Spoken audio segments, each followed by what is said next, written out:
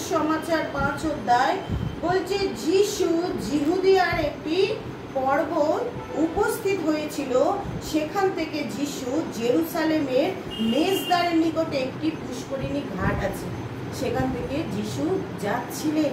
সেই ঘাটটার নাম ছিল, ইব্রীয় ভাষায় সেটির নাম বৈৎসদা, আর সেটি ছিল 5খানা চাঁদনি ঘাট। সেখানে এমন একটা জায়গা ছিল, সেখানে সব রকমের রোগীরা, অসুস্থ, খঞ্জ, ল্যাংড়া, লুলা যত ব্যক্তি ছিল তারা সেখানে বসে থাকতো।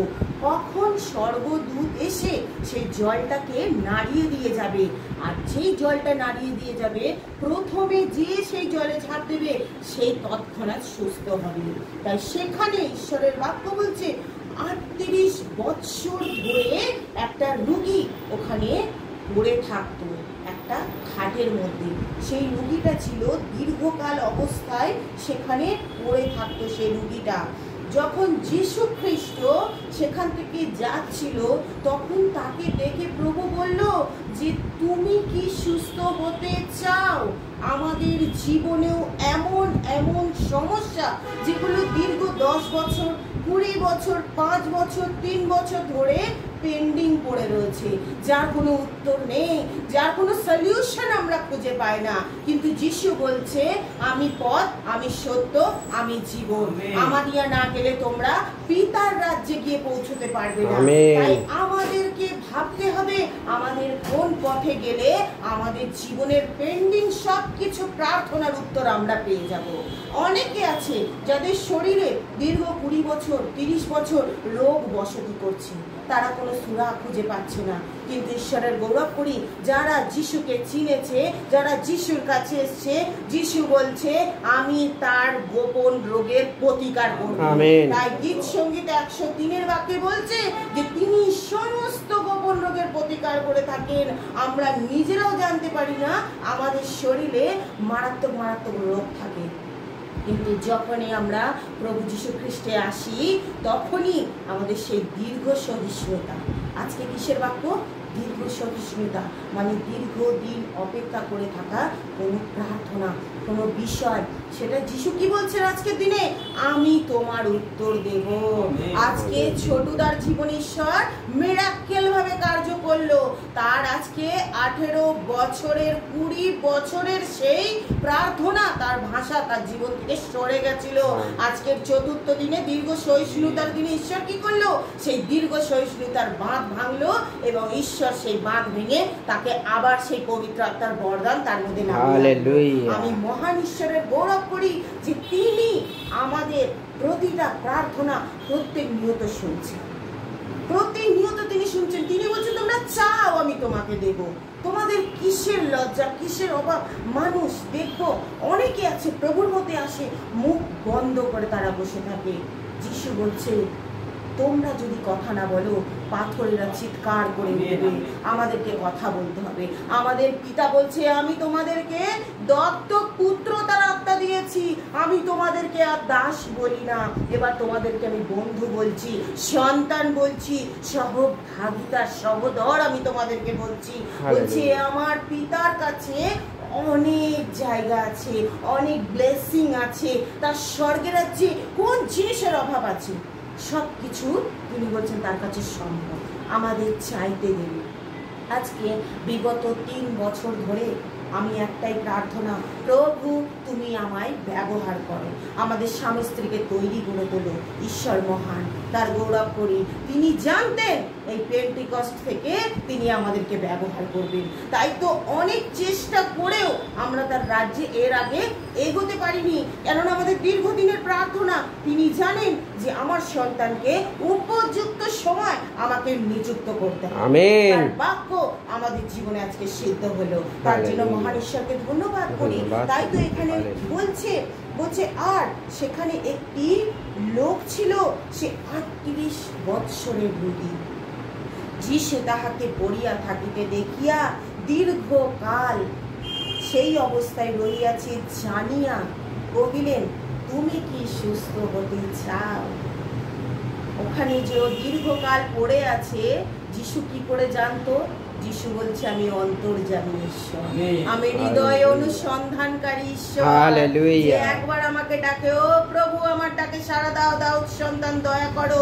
বলছে আমরা কি এক পায়ে এগিয়ে যাব, তিনি 4 পায়ে আমাদের জন্য ছুটে আসে।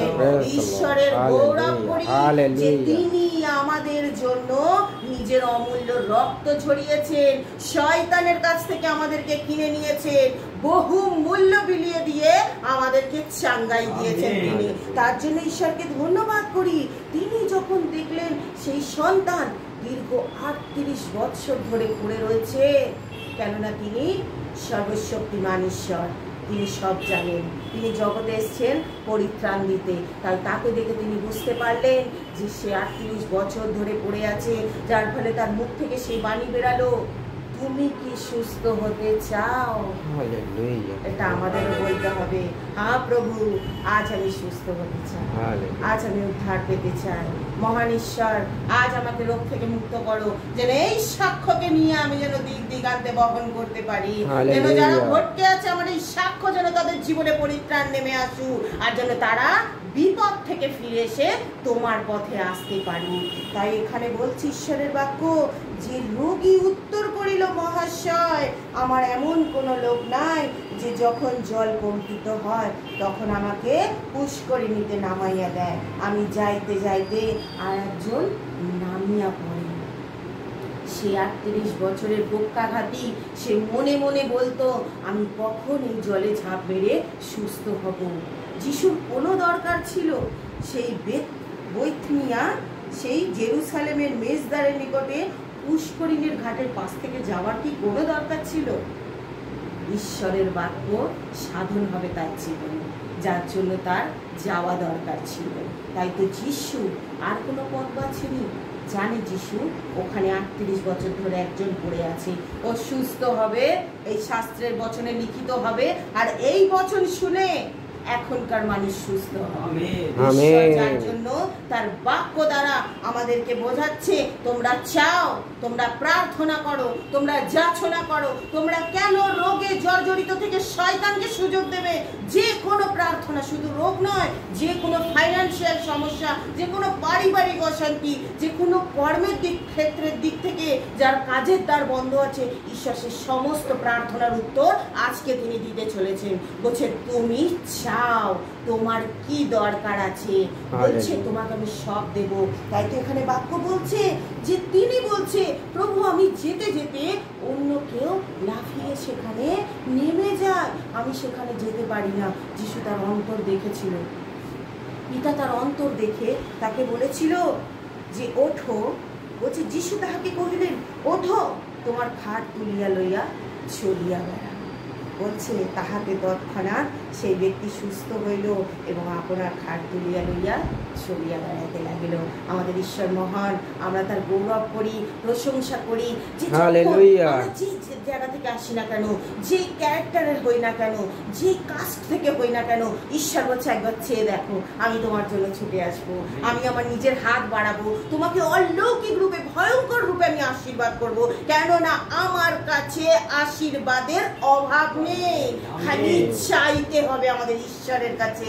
তাই আমরা যেন মনে রাখি সেই ইম্মানুয়েল, যিশু খ্রিস্ট, ইম্মানুয়েল কথার অর্থ হচ্ছে আমাদের শহীদ ঈশ্বর। তিনি বলছেন আমি তোমার সঙ্গে সঙ্গে আছি। তাই তো যিশাই 41 অধ্যায় বলছে 10 পদে, বলছে ভয় করিও না, আমি তোমার সঙ্গে সঙ্গে আছি। ব্যাকুল হতে নিষেধ করছে, বলছে আমি তোমার ঈশ্বর, আমি তোমাকে পরাক্রম দেব, আমি আপন দক্ষিণ হস্ত দ্বারা তোমাকে ধরে রাখবো। তাই তো এখানে যখন তাকে সুস্থ করলো, তাকে যখন পরাক্রম দিল ঈশ্বর, বলছে ওঠো আর তোমার খাট তুলিয়া লইয়া তুমি চলিয়া বেড়াও। তার দীর্ঘদিনের প্রার্থনা এক ঝটকায় যিশুর একটা মুখের বাণীতে সে সুস্থ হলো। আমাদের প্রভু যিশু খ্রিস্টের কোনো কিছু তাকে কথা বলতে হতো না, তার আই কানেকশনে মথি পরগ্রাহী, সে নিজের পাপের পথ ফেলে দিয়ে যিশুর পথে হালেলুয়া। সে যখন মথির পাশ থেকে যাচ্ছে, পেছন ঘুরে মথির দিকে তাকিয়ে বলেনি মথি আমার পশ্চাৎগামী হও, শুধু তাকিয়েছে। তার আই কানেকশন তার সাথে কানেক্টেড হয়ে তার অন্তরে গিয়ে কাজ করেছে, আর সে নিজের পাপের পথ ফেলে যিশুতে চলে এসছে। একইভাবে যিশুর মুখে ছিল ক্ষমতা। যখনই বলল ওঠো, তোমার খাট তুলিয়া লইয়া চলিয়া বেড়াও, সেই দীর্ঘদিনের পক্ষাঘাতী 1 সেকেন্ড লাগলো না তাকে চাঙ্গাই পেতে। যিশুর নামের ধন্যবাদ, সেই নামের গৌরব হোক, সেই নাম আমাদের জীবনে আমাদের পরিত্রাণ নিয়ে আসে। আমি ঈশ্বরের গৌরব করি, মহিমা করি। যদি দেখি বাক্যতে যাব, এখানে বলছে সিমিয়ন সেও দীর্ঘদিন প্রভু যীশু খ্রিস্টের অপেক্ষা করেছিল। তার প্রার্থনা ছিল, পবিত্র আত্মা তার মধ্যে ছিল। যখন প্রভু যীশু খ্রিস্ট মাতা মরিয়ম আর যোসেফের সাথে যখন সেই ধর্মধাম থেকে তাকে কোলে করে আনা হচ্ছিল, তার কি করেছিল বলছে এখানে, পরে যখন মোসের ব্যবস্থা অনুসারে তাহাদের সূচি হইবার কাজ সম্পূর্ণ হইল, তখন তাহারা তাহাকে জেরুসালেমে লইয়া গেলে, যেন তাহাকে প্রভুর নিকটে উপস্থিত করেন। যেমন প্রভুর ব্যবস্থায় লেখা আছে, গর্ভ উন্মোচক প্রত্যেক পুরুষ সন্তান প্রভুর উদ্দেশ্যে পবিত্র বলিয়া আখ্যাত হইবে। আমরা দেখেছি আমাদের মধ্যে, আমাদের খ্রিস্ট ধর্মাবলম্বীর মধ্যে আমাদের বাচ্চাদের 21 দিনের হলে বাপ্তিস্ম দিতে হয়। তখন ছিল তাদেরকে কি করতে হতো? ত্বকচ্ছেদ করতে হতো, তাদেরকে ত্বকচ্ছেদ করতে হতো। আর যিশুকে যখন সেই চার্চ থেকে নিয়ে আসছে মাতা মরিয়ম আর যোসেফ কোলে কোলে যখন নিয়ে আসছে, তখন ঈশ্বরের বাক্য লুক তার 2 অধ্যায় 22 পদে বলছে, আর দেখো সিমিয়ন নামে এক ব্যক্তি জেরুসালেমে ছিলেন। তিনি ধার্মিক ব্যক্তি ছিলেন, তিনি ঈশ্বরের ভক্ত ছিলেন, ইসরায়েলের সান্ত্বনাদাতার অপেক্ষা করছিলেন। সান্ত্বনাদাতা কি? আমাদের স্বয়ং প্রভু যীশু খ্রিস্ট। তিনি আমাদের সব দিক থেকে সান্ত্বনা দেন। হালেলুয়া। আমরা যখন চোখের জলে একাকী বালিশ হয়ে যাই, যখন কেউ না জানে, অন্ধকারে শুধু আমরাই কাঁদি, যিশু বলে, তোমার চোখের জল মোছো, আমি তোমার সঙ্গে আছি। আমেন। ঈশ্বরের বাক্য বলছে, তোমার পিতামাতা তোমাকে ত্যাগ করবে, আমি তোমায় কখনো ছাড়বো না, কখনো তোমায় ত্যাগ করবো না। তাই আমাদের ঈশ্বরের কাছে সান্ত্বনা পাওয়ার জন্য আমাদেরকে আসতে হবে, কেননা তার বাক্য বলে তিনি সান্ত্বনাদাতা। তাই তো ধার্মিক সিমিয়ন সে জানতো এই সান্ত্বনাদাতা আসবে, তার অপেক্ষায় তিনি বসেছিলেন। যতদিন না সেই পরিত্রাতা ঈশ্বরকে দেখতে পাচ্ছে, পবিত্র আত্মা তার মধ্যে স্বয়ং বিরাজমান ছিল, যে যতক্ষণ না তিনি যীশু খ্রিস্টকে দেখতে পাচ্ছেন, ততদিন তিনি মৃত্যুবরণ করবেন না। তাই তো ঈশ্বরের বাক্য বলছে, এখানে বলছে, তিনি সেই আত্মার আবেশে ধর্মধামে আসিলেন এবং শিশু যিশুর পিতামাতা যখন তার বিষয়ে ব্যবস্থার রীতি অনুযায়ী কার্য করিবার জন্য তাকে ভিতরে আনিলেন, তখন তিনি তাহাকে কোলে লইলেন। বলছে, আর ঈশ্বরের ধন্যবাদ করিলেন আর কহিলেন, হে স্বামীন, এখন তুমি তোমার বাক্য অনুসারে তোমার দাসকে শান্তিতে বিদায় করো। তার দীর্ঘ দিনের প্রার্থনা, তার যাচনা, যতদিন না সেই পরিত্রাতা সান্ত্বনাদাতাকে দেখবে, সে মৃত্যুবরণ করবে না। ঈশ্বরের বাক্য বলছে, এমনও সময় আসতে চলেছে যে আমাদের মধ্যে মানুষেরাও এমন আছি যারা যতক্ষণ না আমাদের ঈশ্বরের আগমন দেখছি, আমরা মৃত্যুবরণ করব না, কেননা এটা তার রাজ্যে লেখা আছে আমাদের জন্য। আমাদের দীর্ঘদিনের প্রার্থনা সেই সিমিয়নের মতন, সেই অব্রাহমের মতন, সেই জাকবের মতন, আর সেই 38 বছরের পক্ষাঘাতীর মতন সেই দীর্ঘদিনের প্রার্থনা ঈশ্বর কি করবেন? উত্তর দিয়ে পরিতৃপ্ত করবেন। তার বাক্য সত্য। সেই একটা বাক্য বলছে, তৃণ শুষ্ক হয়ে যাবে, ফুল ঝরে যাবে, কিন্তু ঈশ্বরের বাক্য চিরকাল থাকবে। আমেন। আজ ঈশ্বরের বাক্য আমাদের জীবনে সাধন হচ্ছে, কার্যকারী হয়ে উঠছে। তাই তো আজকে 3 বছর পর আমরা পেন্টিকস্ট নবেনা থেকে তার রাজ্যকে বিস্তার করছি। আজকে সে 18 বছর পর আবার পবিত্র আত্মার বরদান তোমার জীবনে নেমে এসেছে। আজকে এত দিনের আমার স্বামীর প্রার্থনা যে সে তার জীবনে যেন যিশুকে জানতে পারুক। আজকে সে কি করেছে? ছোটবেলা থেকে শুরু করে আর 40 বছরে যিশুকে ভালোভাবে জানতে পেরেছি। আমেন। হৃদয়ে ইচ্ছে ছিল আমি যিশুকে জানবো। আজ আমার যিশু বলছে, এসো, আমি তোমার হাত ধরে আমার পরম দেশ দেখাবো, যে দেশে কোনো দুঃখ থাকবে না, ক্লেশ থাকবে না, কষ্ট থাকবে না, সেখানে শুধু আনন্দ, দুগ্ধ মধু প্রবাহিত দেশ, আর সেই জীবন বৃক্ষের ফল থাকবে। বলছে সেখানে শুধু আরাধনা, গৌরব, প্রশংসা, সেবা সব কিছু থাকবে।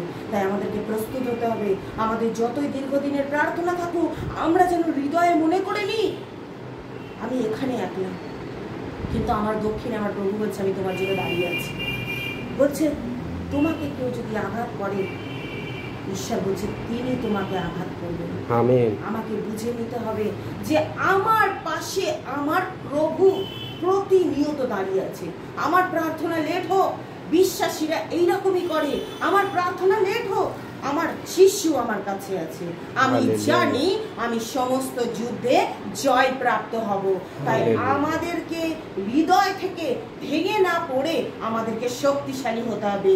এই বাক্যের দিদার খড়গ নিয়ে প্রার্থনা করতে হবে। তাই তো যখন প্রভু যীশু খ্রিস্ট এই জগতে এসেছিলেন, তাকে শয়তানও পরীক্ষা করেছিল।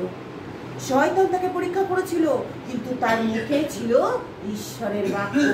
তাই তো যোহন লিখিত সুসমাচার তার 1 অধ্যায় বলছে আদিতে বাক্য ছিল, বাক্য ঈশ্বরের কাছে ছিলেন, তিনি আদিতে ঈশ্বরের কাছেই ছিলেন।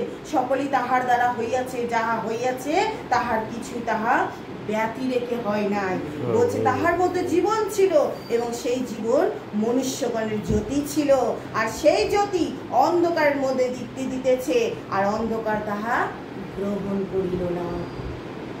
যীশু খ্রিস্ট স্বর্গে ছিলেন, যখন এত ভবিষ্যবক্তারা এলো, কারোর দ্বারা যখন এই জগতের মানুষ চেঞ্জ হলো না, তখন পিতা সিদ্ধান্ত নিলেন তার পুত্রকে এই জগতে পাঠাবেন, যার জন্য যখন তিনি সেই বাক্যরূপে এই জগতে নেমে এলেন মাংসে মূর্তিমান হয়ে, তখন তার মুখে ছিল বাক্য, তিনি ছিলেন স্বয়ং বাক্য। তাই তো যখন তিনি উপবাসের মধ্যে দিয়ে যখন তিনি ক্ষুধায় যখন তিনি চেষ্টা করছিলেন আমাকে কিছু খাবার যেন দিয়ে, তখন তিনি খিদের জ্বালায় তখন সেই পাথরকে হাতে নিয়েছিলেন। শয়তান চালাক, বলছে তুমি তো ঈশ্বর পুত্র, তাহলে এই পাথরকে রুটি বানিয়ে খাও। যিশু বলছে তুমি কাকে পরীক্ষা করছো তুমি জানো না, আমাকে স্বয়ং উনি পাঠিয়েছেন। দীর্ঘদিন আমাদের পিতারও সেই একটাই চিন্তা ছিল যে কখন আমার এই সন্তানেরা আমার এই পুত্রের দ্বারা মুক্তি পাবে। যখন তিনি এলেন, তিনি শয়তানকে বললেন মনুষ্য কেবল রুটিতে নয়, কিন্তু ঈশ্বরের আমরা জ্যান্ত সাক্ষ্য, আমরা জীবন্ত সাক্ষ্য হয়ে যিশুর রাজ্যে ব্যবহৃত হচ্ছি। তাই তো যিশু বলছে বাক্য আমাদের জীবনে সাধন হচ্ছে। আজ সত্যি আমাদের জীবন নরকে পড়েছিল, সেই সমরীয় নারীর ন্যায় আমাদেরও জীবন পাকে পড়েছিল, কিন্তু ঈশ্বর বলছে যাও আর পাপ করিও না, আমাদের পাপ ক্ষমা করুন। তিনি রক্ত দ্বারা মূল্য চুকিয়ে আমাদের পাপের মোচন করলেন। আমাদের দীর্ঘদিনের প্রার্থনা তিনি উত্তর দিলেন, কেননা তিনি উত্তরদাতা ঈশ্বর, তিনি মুক্তিদাতা ঈশ্বর। আজ কোনো প্রার্থনা যদি পেন্ডিং থেকে যায়, ভেতরে একটা আনসার করে, কেমন একটা কিউরিসিটি জাগে যে কোথায় গেলে আমরা একটু উত্তর পাবো, কার কাছে গেলে আমরা একটু উত্তর পাবো, কোথায় গেলে আমরা মুক্তি পাবো, কোন পথ খুললে আমরা এই প্রার্থনা পেন্ডিং প্রার্থনা আমাদের সাকসেস হবে। যিশু বলছে আমি আছি, আমেন, আমি পথ, আমি সত্য, হালেলুয়া, হালেলুয়া। বলছে আমি জগতের জ্যোতি, বলছে যে জ্যোতি দিয়ে হাঁটে সে কখনো উচট খায় না। তাই আমাদের বুঝতে হবে আমরা এদিক ওদিক না গিয়ে আমরা যিশুর শরণাপন্ন হই। যে প্রার্থনা পেন্ডিং, সেই প্রার্থনা তিনি বলছেন আমার কাছে আসো, আমি উত্তর দেব, কেননা তার নাম উত্তরদাতা ঈশ্বর, উদ্ধারকর্তা ঈশ্বর। তাই ঈশ্বরের বাক্য আমাদেরকে বোঝাচ্ছে